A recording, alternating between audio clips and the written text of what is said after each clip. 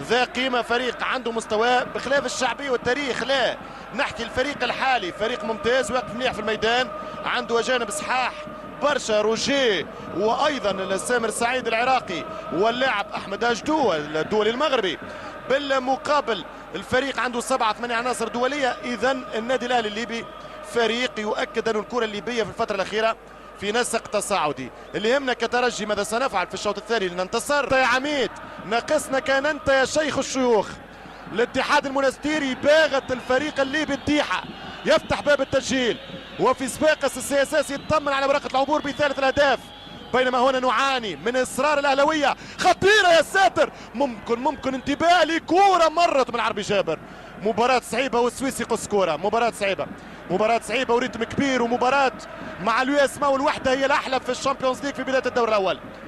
يضغط الفريق الليبي الآن، ترجع الكورة، امشي مايكل، قول العب والكورة ستلعب مرة أخرى ليبية. الترجي خايف من الكونتر اتاك، تمشي كورة جونفيي، يضغط جونفيي لكن تمشي وسام الفزاني من أحمد سعد، والكورة للفريق الليبي من 3 لاعبين. تتهيأ مرة ثانية خطيرة جدا، كورة ملعوبة، فرصة وهدف كاد يسجل. ضاعت كورة المباراة للنادي الأهلي. 3 كرات تيك تاك وصلوا القسراوي، ضربوا كورة لكن خرجت برا. حقيقة ارفع القبعة على النادي الأهلي، فريق ممتاز وممتاز جدا. كيف النادي الأهلي من 7-8 أعوام ما يكسبش ألقاب في ليبيا؟ آخر ألقاب 2006 كأس الجماهيرية. بينما ترجع الكورة مرة ثانية، آخر بطولة للدوري عام 2000. بينما كورة سيئة جدا، الترجي في ليلة للنسيان دوري أبطال. بينما ترجع الكورة من الحامي يخسر كورة والله من كونتر اتاك، الله من مرتدة خطيرة جدا. يمشي الفريق الليبي، النادي الأهلي في كورة مهمة، وبرافو القسراوي، برافو القسراوي ينقذ الترجي ويخلص من هزيمة، يخلص الترجي من هزيمة. برافو يا قسراوي. حمدي القسراوي يظهر كنجم المباراة الآن. ترجي خلاص خسر والقسراوي يقول لا. كورة هدف من هجوم معاكس خطير للفريق الليبي. كورة أحمد سعد كانت كورة مباراة وكورة ترشح. 6 دقائق كوقت بديل، أنا قلت لك 5 هي 6.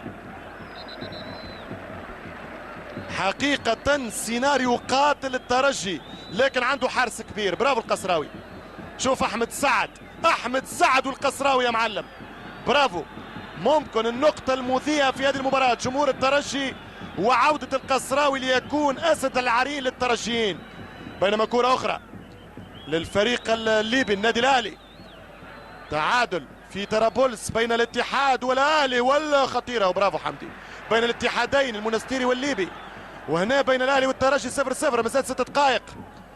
هل ألعب القسراوي لعل وعساه؟ لا لعل ولا عساه، وعساه خير، وعسى أن تكرهوا شيء وهو خير لكم. لقاء الإياب في استاد 11 يونيو، 80,000 متفرج. الترجي والأهلي الليبي 0-0، سلاح ذو حدين. نتيجة طيبة للليبيين، للأهلاويين، فرحتهم مبررة وكبيرة هنا في استاد المنزه، لكن العبرة بالخواتيم. كيف سيتفاعل الأهلي مع ضغط جمهوره، مع انفراده للهجوم، مع تقدم الهجوم وترك المساحات؟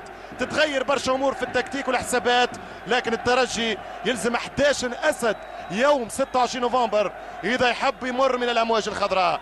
الاهلي يقطع مشوار، لكن مازال مشوار الاصعب والاطول، مشوار الدور الثاني هناك في طرابلس بين الترجي التونسي والاهلي الليبي. على هذه المشاهد فرحة الأشقاء هنا في أرضهم وفي دارهم عند أخوانهم وجيرانهم، فرحانين بنقطة التعادل 0-0. الترجي لم يكن في يوم كبير، لاعبين شبان افتقدوا للخبرة، وهذا الجمهور الليبي كان دافع للفريق الأخضر نادي القرن ليحقق نتيجة طيبة. هناك انتهت 1-1 بين الاتحادين، هنا انتهت 0-0 بين الزعيمين. فلمن ستؤول زعامة 26 نوفمبر؟ من سيترشح عبر من؟ ومن سيزيح من؟ بالروح والدم هو قال نفديك يا هلاوي، وانا نقول ارفع راسك، ستبقى دائما ترجاوي. عصام الشوالي يلقيكم بألف تحية ويلقي إليكم بألف سلام، بانتظار المواعيد الرياضية القادمة من استاد المنزه. نودعكم ونقول لكم إلى اللقاء.